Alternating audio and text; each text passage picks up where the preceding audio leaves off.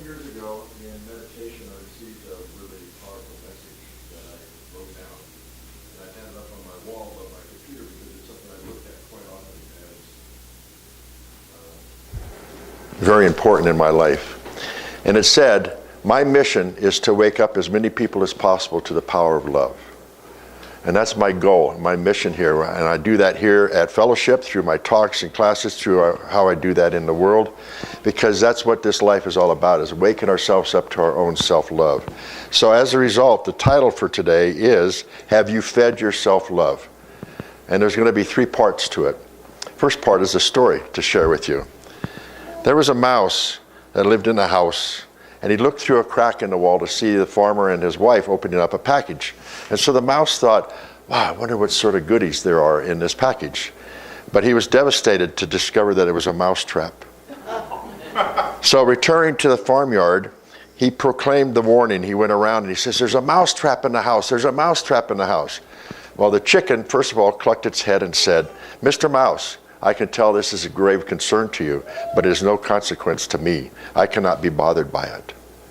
So the mouse ran around and turned to the pig and told him, there's a mouse trap in the house. There's a mouse trap in the house.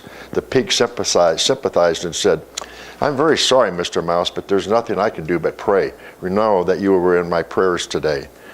The mouse then ran around, turned to the cow and said, there's a mouse trap in the house. There's a mouse trap in the house. And the cow said, wow, Mr. Mouse, I hear you, but I'm sorry for you, but it's no skin off my nose. So the mouse returned to the house, face down, dejected, to face the farmer's wrath and mousetrap alone. That very night, there was a sound heard throughout the house, like the sound of a mousetrap catching its prey. So the farmer's wife went up and rushed out to see what had happened. In the darkness, she did not see that it was a venomous snake whose tail had been caught in the mousetrap. And the snake then bit the farmer's wife. The farmer woke up and saw this. He rushed her to the hospital to find out what had gone on. Got her fixed a little bit, but she came back home with a fever. Now, everyone knows that you feed a fever or treat a fever with fresh chicken soup. So the farmer took the hatchet to the farmyard for the soup's main ingredient. But his wife's sickness continued. So friends and neighbors came over to sit down with her around the clock to help her out. To feed them, the farmer butchered the pig. The farmer's wife did not get well even after that. She ended up dying. And so many people in the farm around the country came to see her to the funeral. So the farmer had the cow slaughtered to provide enough meat for all of them. The mouse now looked upon all from his crack in the wall with great sadness about what had happened. So the moral of the story is, the next time that you hear someone is facing problems and think it doesn't concern you, remember, every time one of us is threatened, we're all at risk. We're all involved in this journey called life. We must keep an eye out for one another and make an effort to encourage each other to be the best that we can. And you know where that comes from? Learning how to love yourself first. And then we learn how to love others from that. So that's the beginning of the story for today. Number 2 is called, it's something a friend sent today, and it's going to be a meditation. Hoyle's going to do a little background music. It's called You Are Love. So I want you to close your eyes. You are clear. You are ready. There is nothing in the past in the way of your future. There is nothing in your future that will be anything like your past. You are clear. You are ready. The path that you've been walking on has taken you in many directions. You have felt feelings you did not expect to feel. Feelings of love. Feelings of grief. Feelings of anger. Feelings of joy. The spectrum has been experienced. And here you are in the center of that spectrum. And at any moment, you can move into any one of those feelings. At any moment, you can experience those feelings with or through another being. A crowd, a guru, or just you, because you are everything.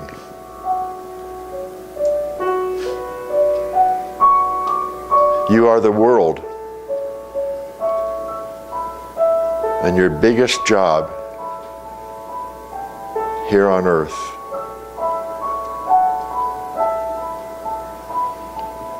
is to learn how to love yourself. That won't always be easy. Sometimes it will be very, very challenging.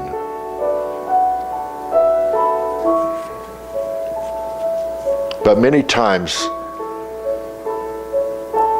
that challenge will be very, very wonderful. And with that goal as your focus, everything else will fall into place. A greater opening, greater compassion, greater passion to be here, the desire to just be.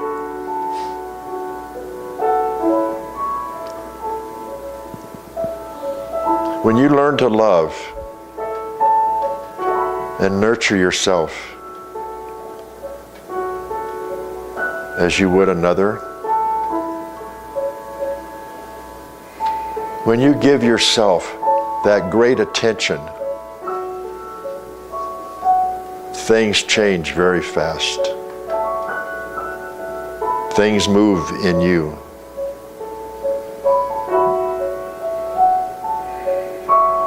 The joy of touch that you can receive from another becomes a self-touch of love. You can hold yourself and feel held in so many ways when you apply self-love to your life. Love is who you are. It is the essence of who you are. Breathe that in. It is you. Breathe in the love that you are right now. This love is ever present. And sometimes it is just to the right of your shoulder.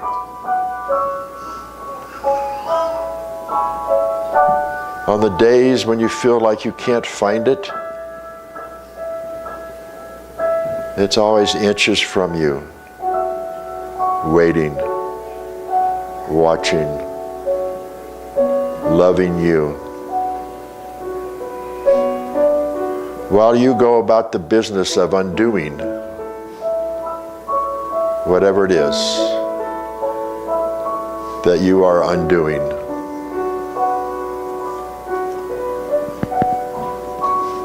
What have you been undoing these past days or weeks?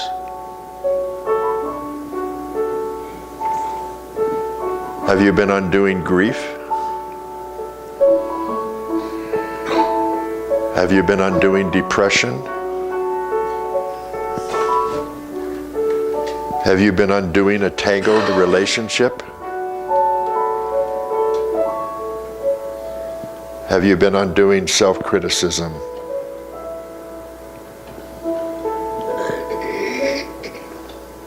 You will know if you have been trying to undo these things, because they have taken all of your focus.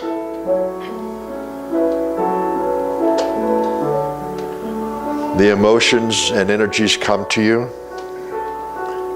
and they are asking you to see them. They're asking you to free them.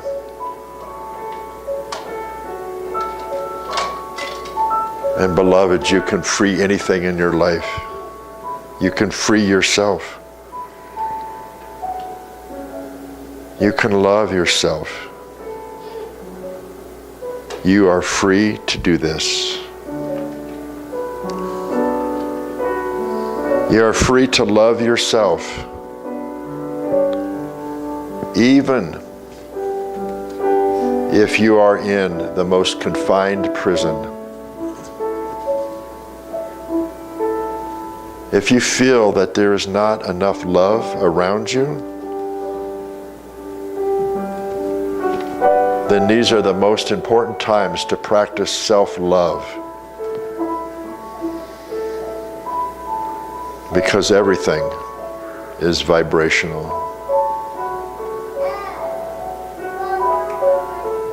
And all the vibrational frequencies that we exist in and around every day,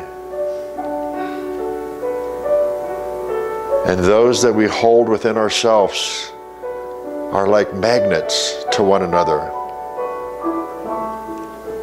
Jigsaw pieces sometimes. So, when you and your frequency become love, then love comes to you. But the beauty of self-love is that when love comes to you, you do not need to hold it, to fear it. You will simply realize that love sent your way as a mirror, that you are holding that love for another person and sending it back.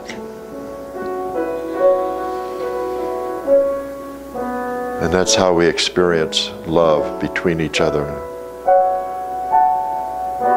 Love is the gold of the earth. There is so much to love on this planet. There is so much to love about other people.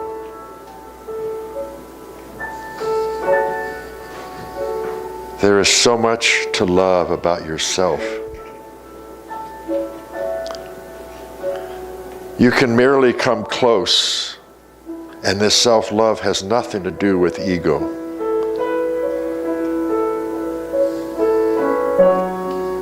Self-love is not a perception of why you should be loved or deserving to be loved. But it is a remembrance of everything that is love. There is no separation. There is no division from Source.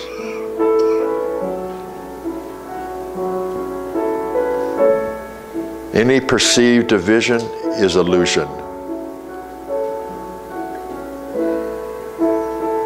Because you are everything. And when you remember this, everything and anything is possible. Everything and anything is possible. So breathe in and fill your belly. Stroke your belly as you breathe. Love this part of your body, this part of yourself.